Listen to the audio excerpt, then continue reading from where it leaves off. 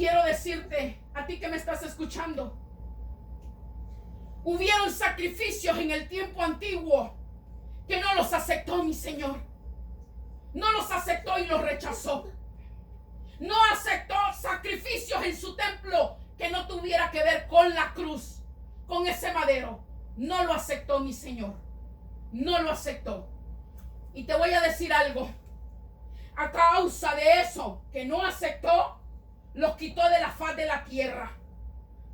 Los esparció y no quiso saber de ellos más. Quitó a Acat, su nombre que era posesión del Señor, Joacat. El nombre de mi Señor, Jehová.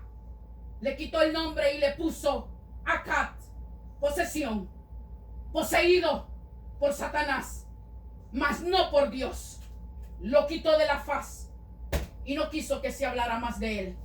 Y se le llamó Acat, que significa posesión nada más. Posesión. El hombre se posonía de todo. El hombre quería tomar todo para él. ¿No ves que mandó a matar a Nabot y le quitó su herencia? Le quitó su viñero, le quitó su huerto por nombre de la Jezabel, porque la Jezabel fue cómplice, hizo todo, armó todo, y él calladito. Él le gustaban las posesiones de los demás. Él tomaba las posesiones de los demás. Por eso le quedó su nombre acá, que significa posesión. Porque él agarraba todas las heredades del que le daba la gana. Y hoy en día, ¿cuántos están haciendo lo mismo? ¿Cuántos están tomando la posesión de Dios? ¿Cuántos están tomando la posesión de Dios? Cada miembro de cada congregación es un altar de Dios. Y están tomando esos altares para hacer abominaciones con ellos. Para enseñarle falsa doctrina y para enseñarle cosas malas. Esta palabra es fuerte. ¿O quién la podrá llevar? Sus discípulos le dijeron: predicas muy fuerte, hablas muy duro. ¿Quién podrá llevar esta palabra? ¿Quererse ir ustedes? Pues váyanse.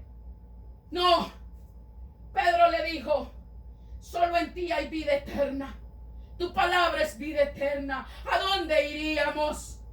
No encontraríamos esta palabra tan cierta como la que tú haces, la que tú dices. Dios quiere que ya no formes otro altar del cual no se te ha dado a ti. El único altar que es aceptado ante la presencia de Dios es la humillación tuya y que reconozcas que el Rey, el Maestro, vino a morir en aquel madero por ti. Ese es el sacrificio que Dios acepta, el único, y no acepta otro fuego que no venga con ese sacrificio. En el tiempo de Moisés hacían holocaustos en dos horas de los templos, a las 9 de la mañana y a las 3 de la tarde. Sacrificaban corderos y los quemaban en propicio de los pecados. Los quemaban para que recibieran el perdón y la gracia de nuestro Padre Dios eterno. El cordero era quemado en la hoguera para que aquellos fueran perdonados. ¿Y quién fue crucificado? El cordero inmolado que murió por ti y por mí. Amén. Pagó por nuestros pecados. Ahí concluyó. Ahí quedó el sacrificio de mi Señor Jesús. Y ese es el único sacrificio que Él reconoce, mi Padre Dios. No otro más. Amén, gloria a Dios, aleluya. Acá estaba poniendo otro templo. Otro templo que lo había traído del mundo, que no era el de mi Padre Dios. Otro templo que no era el de mi Padre Dios. Por eso es que nosotros tenemos que tener cuidado, porque no es el altar que Dios está pidiendo de nosotros. Él está pidiendo un altar que tú reconozcas que Jesús de Nazareno fue el que te vino a buscar y pagó por su vida para darte la vida eterna a ti y perdonar tus pecados. Y no hay otro altar que el Señor permita si no es ese, el sacrificio que mi Señor hizo por ti y por mí en aquel madero. Es el único que Papá Dios tolera y no tolera otro. Vamos a leer en el capítulo de Génesis. Este fue otro altar que papá Dios no aceptó. Y no lo aceptará nunca cuando nosotros trabajamos con esta forma de altar. Vamos a leer en Génesis, capítulo 4. Génesis 4, y vamos a leer del 1 en adelante. Dice la palabra de Dios. Y conoció Adán a su mujer Eva. Es la connotación bíblica de la unión de marido y mujer en lo que respecta al acto sexual, la cual concibió y dio a luz a Caín, el primer niño nacido de esta unión. Y dijo: he adquirido varón voluntad del Señor. Y después dio a luz a su hermano Abel. Abel significa vanidad. Siendo Caín el mayor, muestra que Eva ya se había desilusionado de su primogénito. Indudablemente se había observado rasgos que ella sabía que no podía ser de la simiente prometida. Ella estaba perdiendo la fe en Dios. Y fue Abel pastor de ovejas y Caín fue labrador de la tierra. Ambos eran oficios honorables ante Dios. Y aconteció, andando el tiempo, la frase utilizada aquí se refiere a un periodo definido como mucho tiempo. Y aconteció, andando el tiempo, que ya habían pasado mucho tiempo, que Caín trajo del fruto de la tierra, ya estaba muchacho, ya estaba hombre, y ofreció ofrenda al Señor. Probablemente fue la primera ofrenda que trajo, aunque el Señor le había aplicado a la primera familia la necesidad del sistema expiatorio. Es a saber si ellos habían de tener cualquier clase de comunión con Dios y el perdón de los pecados. Hay prueba de que Adán, al menos por un tiempo, ofrecía sacrificio, ofrecía becerros a papá Dios. Caín sabía el tipo de sacrificio que el Señor aceptaría, pero se rebeló contra esa amonestación, exigiendo que Dios aceptara la labor de sus manos, lo que Dios no podía aceptar. Así que tenemos en las personas de Caín y Abel los primeros ejemplos de un hombre religioso del mundo y un hombre genuino de fe. Un hombre religioso del mundo era Caín y un hombre genuino de fe era Abel.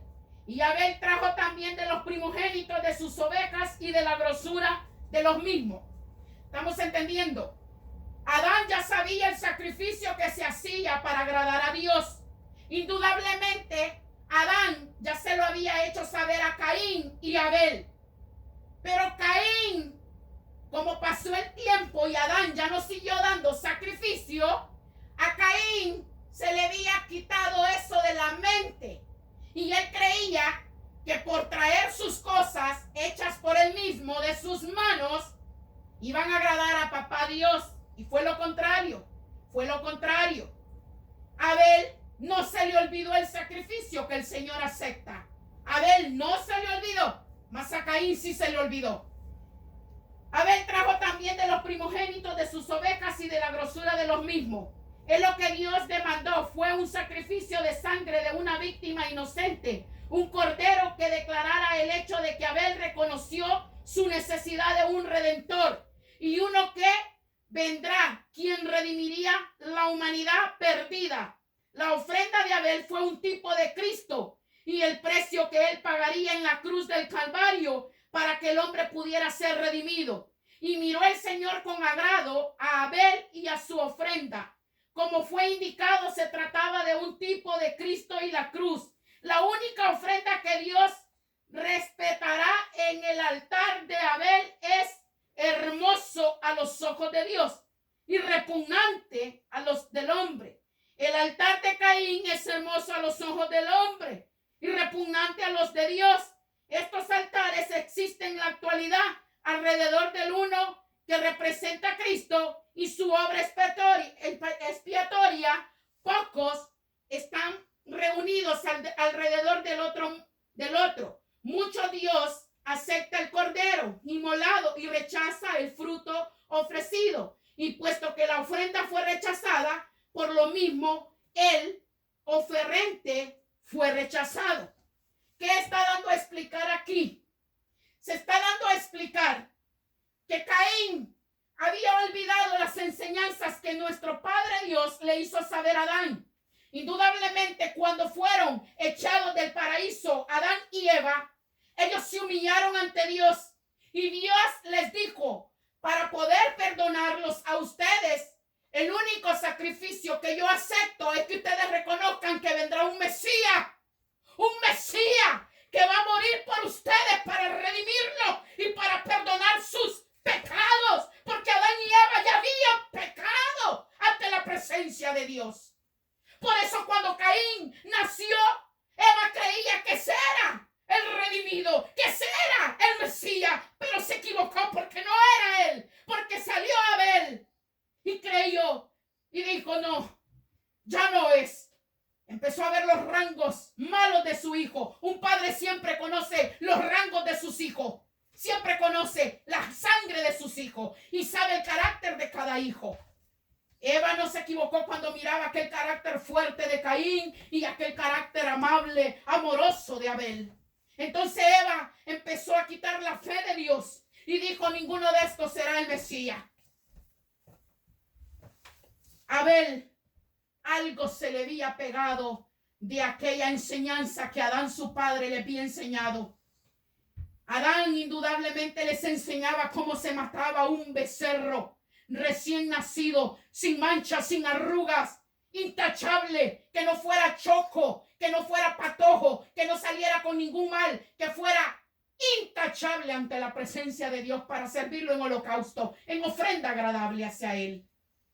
A Abel no se le olvidó eso. Por eso Abel fue a buscar el becerro más hermoso y gordo para entregárselo a mi Padre Dios y decirle: gracias Padre, porque tuviste misericordia de mis padres y de nosotros. Gracias Padre, porque este es el único sacrificio que tú aceptas. Y cuando tú mandes a tu hijo, tú mandes al Mesías, él pagará como este becerro la propiciación de nuestros pecados y seremos redimidos. Amén, gloria a Dios. Caín no hizo eso. Caín fue a sembrar. No era malo las hortalizas que le trajo, pero no era lo que Dios estaba pidiendo. Estaba trayendo otro juego al altar que no le era permitido. ¿Y qué dice aquí? A la presencia del hombre, Abel estaba haciendo mal, pero a la presencia de Dios, Abel estaba haciendo bien. A la presencia de los hombres, Caín estaba haciendo bien, pero a la presencia de Dios, Caín estaba actuando mal. Te voy a explicar por qué. Ahora ha salido mucha gente protectora de los animales. Yo no digo que no es bueno, yo no digo que es malo, pero los animales Dios los dejó y Él los pone, Él los quita, igual como al ser humano. Él hizo que se salvaran aquellas 7 parejas en el arca de Noé. Él no quiso que se murieran. Él quiso salvarlos también a ellos para que nosotros nos sintiéramos felices de mirar esos animalitos también. Pero te voy a poner una cosa. Hay muchos que se les pasa la mano y idolatran a los animales. Y eso está muy malo ante la presencia de Dios, porque tú no puedes idolatrar a nadie ni darle más amor a aquel animal que a un ser humano. No puedes. Muchos dicen: ay, que el perrito es más fiel que un ser humano. No te equivoques. No puede valer un animal más que un ser humano. No te equivoques, porque nuestro Señor Jesucristo murió en aquel madero para la humanidad, no por los animales. Amén. Claro que Él es el dueño de los animales y Él les da vida, pero no quiere decir que tú vas a idolatrar a tu perrito, a tu gatito, más que a un ser humano. O sea que porque aquel ser humano es malo, tú vas a idolatrar más a tu animalito.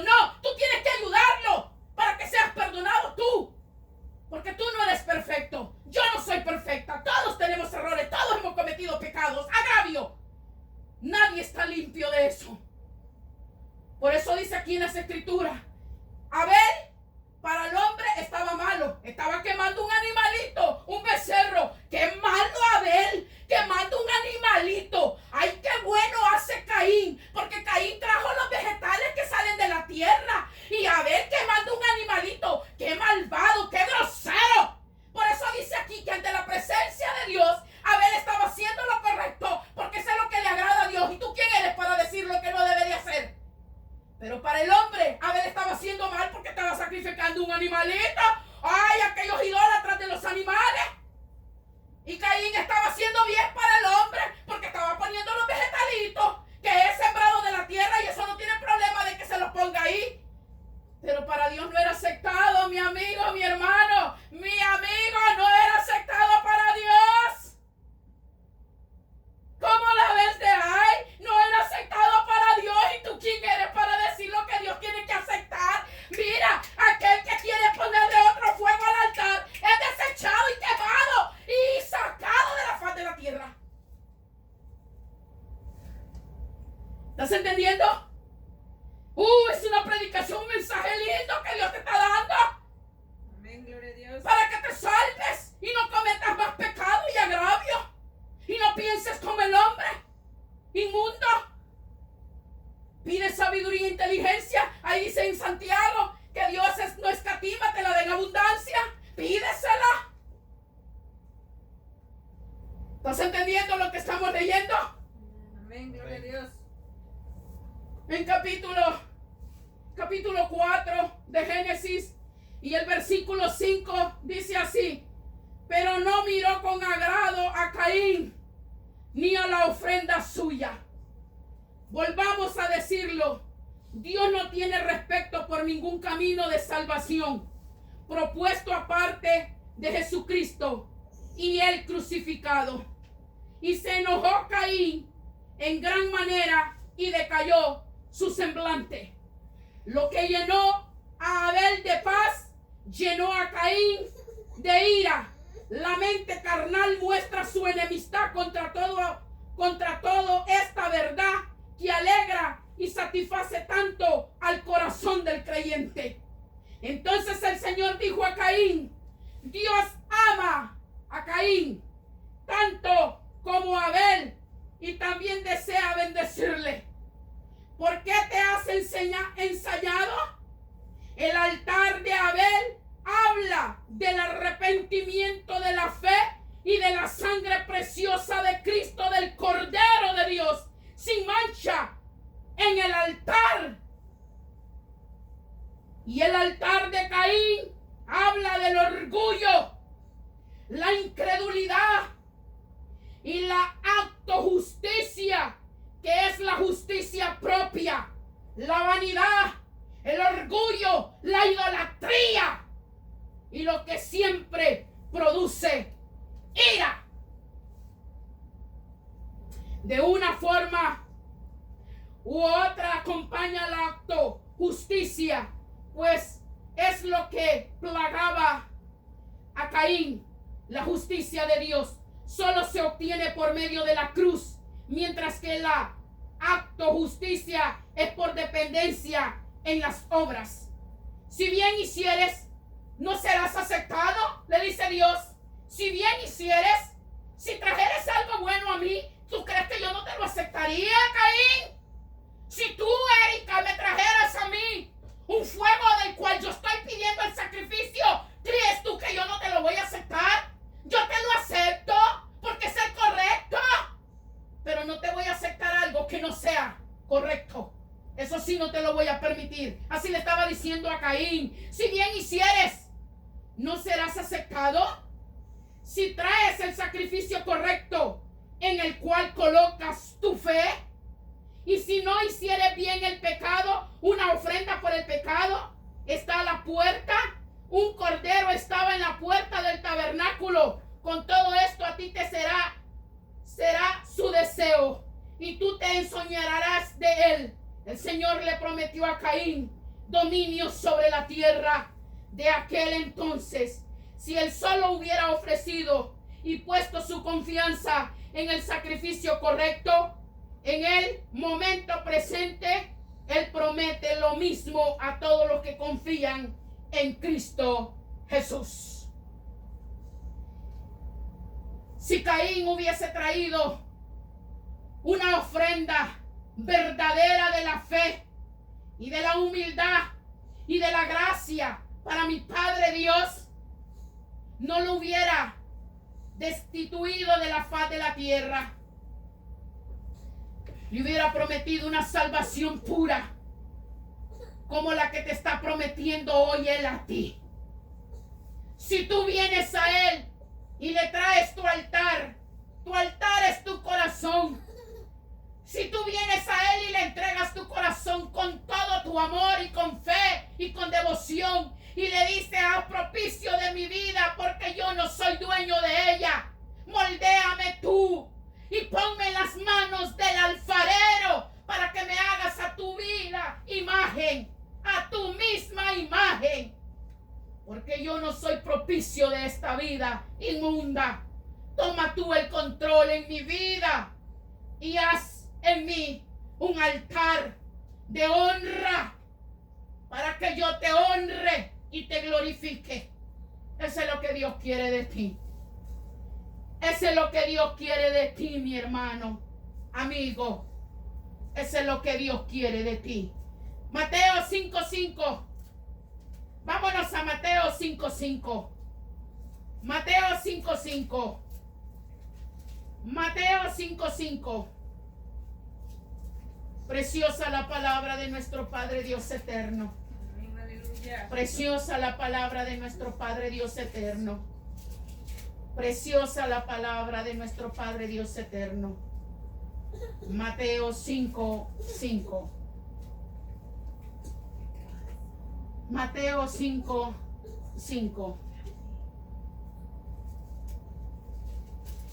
Dios es bueno y todo tiempo Dios es bueno. Nosotros somos los malos, pero Dios no es malo. Somos nosotros los malos. Mateo 5:5. Bienaventurados son los mansos, lo opuesto de la acto justicia, lo opuesto de aquellos que confían en sí mismos y en sus propias justicias. Las dos primeras bienaventuranzas garantizan la mansedumbre, porque ellos recibirán la tierra por heredad. Habla de la edad del reino venidero, cuando el reino del cielo llegará a la tierra, cuando los santos gobernarán con Cristo como su Señor supremo.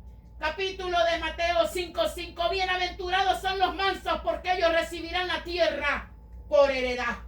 Bendita sea su misericordia.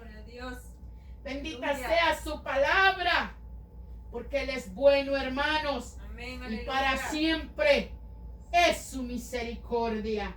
Dios no nos deja fuera. Dios siempre está con nosotros.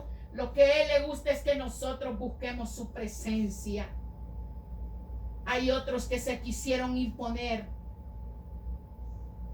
en aquellos holocaustos que ofrecía aquel sacerdote llamado Aarón, seleccionado por mi Padre Dios de la tribu de Leví, de los levitas. Su primo se quería oponer a ese sacerdocio y quería blasfemar poniéndose él, Coré quería ponerse él como sacerdocio para ministrar el templo de mi Padre Dios. ¿Cuántos se quieren oponer como Coré hoy en día? Se levanta cualquier pelagato y dice: a mí me llamó fulano. Pero ¿te ha llamado Dios directamente? ¿O te estás dejando ensalzar por Coré?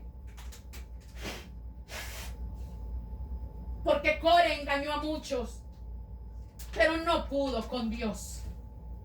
Dios es más grande y poderoso que cualquier hombre, y con Él no podemos jugar. Vamos a leer en el libro de Números. Y con esto termino. Espero que te haya quedado claro que solo hay un altar que Dios admite. Y solo hay uno. Y no podemos poner en ese altar otro incienso que no sea el de mi Padre Dios. No podemos. Porque seremos castigados. Así lo dice su palabra. Número 16.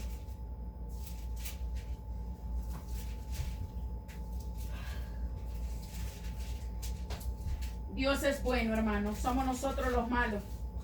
Amén, aleluya. Número 16. Es linda la palabra de Dios cuando la sabemos entender. Aleluya, gloria a Dios. Y la practicamos. Hay que pedirle a Dios sabiduría, que Él la da en abundancia. Somos nosotros los que a veces no le pedimos, pero es cuando le pedimos de corazón, Él lo da. Vamos a leer en el capítulo 16 de Número, capítulo 16, y versículo 1 en adelante. Y Core, hijo de Izar, hijo de Coat, hijo de Levi, y Datán, y Abirrán, hijos de Eliá y On, hijo de Pelet, de los hijos de Rubén, tomaron gente y se levantaron contra Moisés con 250 varones de los hijos de Israel, príncipes de la congregación de los consejos varones de renombre. Y se juntaron contra Moisés y Aarón y les dijeron: ¿no os basta con que toda la congregación, todos ellos son santos? Y en medio de ellos está el Señor. ¿Por qué pues os levantáis vosotros sobre la congregación del Señor? Mira lo que dice antes que pasemos al versículo 4. Coré y los que le siguieron intentaron cambiar el gobierno de Dios, que siempre ha sido el pecado culminante de la iglesia, ya sea antes de la cruz o la iglesia después de la cruz. La palabra de Dios es su gobierno. Desviarse de la palabra en lo más mínimo, que es lo que hizo Coré, es instigar rebelión contra el Señor, cosa que Dios no puede tolerar de ninguna forma. En el versículo 4 dice: y como lo oyó Moisés, se echó sobre su rostro.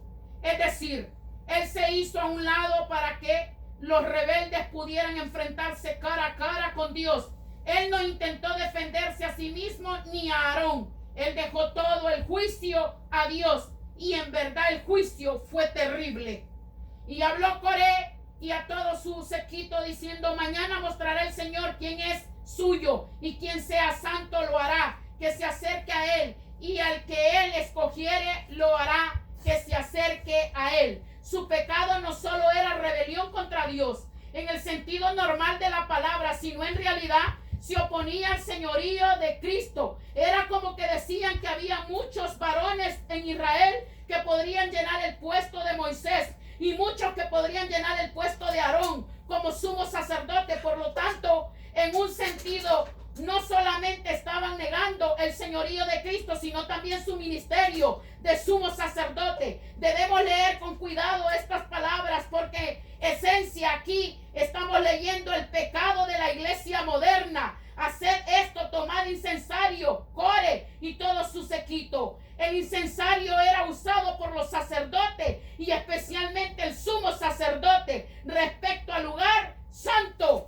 donde estaba la mesa de los panes de la propiciación, el candelabro y el altar del incienso. Ellos hablaron de la intercesión de Cristo a favor de los creyentes. Por lo tanto, estos individuos afirmaban que podrían servir en esta capacidad igual como Aarón y poner fuego en ellos. El fuego debía venir del altar de bronce, y poner en ellos incienso delante del Señor mañana, y será aquel varón a quien el Señor escogiere, aquel será el santo. Basta ya de vosotros, hijos de Levi. Ellos debían haber recordado lo que pasó con Nadab y Abiú. En el libro de Levítico 10, 1, 2, es claro que su pecado fue peor que el de estos dos sacerdotes, quienes fueron heridos de muerte por el Señor. Sin embargo, el hombre rebelde siempre busca cubrir con religiosidad su camino equivocado. Dijo más Moisés a Coré: oír ahora, hijos de Levi. Al parecer, otros en la tribu sacerdotal de Levi se habían puesto al lado de Coré. ¿Os es poco que el Dios de Israel os haya apartado de la congregación de Israel y os haya acercado a él para que ministraseis en el servicio del tabernáculo del Señor y estuvierais delante de la congregación para ministrarles? Moisés se dirigía a la tribu de Levi y les dice que están usurpando lo que Dios les había llamado a hacer. Se estaban rebelando contra el orden de Dios. ¿Y qué te hizo acercarte a ti y a todos tus hermanos, los hijos de Levi, contigo, para que procuréis también el sacerdocio? El sacerdocio de Israel de la antigüedad era un tipo de Cristo. Todo lo que ellos hicieron simbolizaba a Cristo en una de sus obras de meditación. mediación, intercesión o expiación. El Señor había dado instrucciones específicas que debían llevar a cabo en su totalidad respecto al sistema sacrificial, y quien debía oficiarlo. Es por esa razón que estos rebeldes estaban haciendo a un lado a Cristo. Ese es el pecado de la iglesia moderna. Mientras el mundo no redimido intenta crear otro Dios, la iglesia tristemente intenta crear otro sacrificio. Solo el sacrificio de Cristo es aceptable. Cualquier otro o cualquier cosa fuera de este, no importa cuán religiosa pueda ser, nunca puede ser aceptado por Dios. Por tanto, tú y todos sus sequitos sois los que os juntáis contra el Señor. Debe saberse que si adulteramos la palabra del Señor, esto nos pone en contra del Señor. Pues Aarón, ¿qué es para que contra él murmuréis? Moisés está diciendo: Aarón es solamente un pobre y débil ser humano que intenta llevar a cabo la obra del Señor. Cuando ellos creían que se estaban oponiendo a Aarón, en verdad se oponían al Señor. Cuando nos oponemos a lo que es de Dios, en realidad nos oponemos a Dios. Y envió a Moisés a llamar a Datán y a Abirán, hijos de Eliab, pero ellos respondieron: no iremos. O sea que ellos no obedecieron. Que Moisés dijo: al parecer estaban confabulados con Coré. Es poco que nos hayan hecho venir de una tierra que destila leche y miel. Se referían a Egipto, para hacernos morir en el desierto, sino que también se enseñoreen de nosotros imperiosamente. En primer lugar, Moisés no se puso a sí mismo en esta posición. Dios lo hizo. Ni tampoco nos han mentido tú y tierra. Ni tampoco nos han metido tú en tierra que fluya leche y miel, ni nos has dado heredades de tierras y viñas. Has de arrancar los ojos de estos hombres, no subiremos. Ellos rehusaron reconocer que todavía estaban en el desierto debido a su incredulidad, condenados a vagar 38 años en el yermo. Era su propia culpa y no la culpa de Moisés y Aarón. Los hombres siempre intentan culpar por sus circunstancias a los demás en lugar de poner la culpa donde pertenece, que es en sí mismo. ¿Cuántos hoy en día culpan? Yo por este me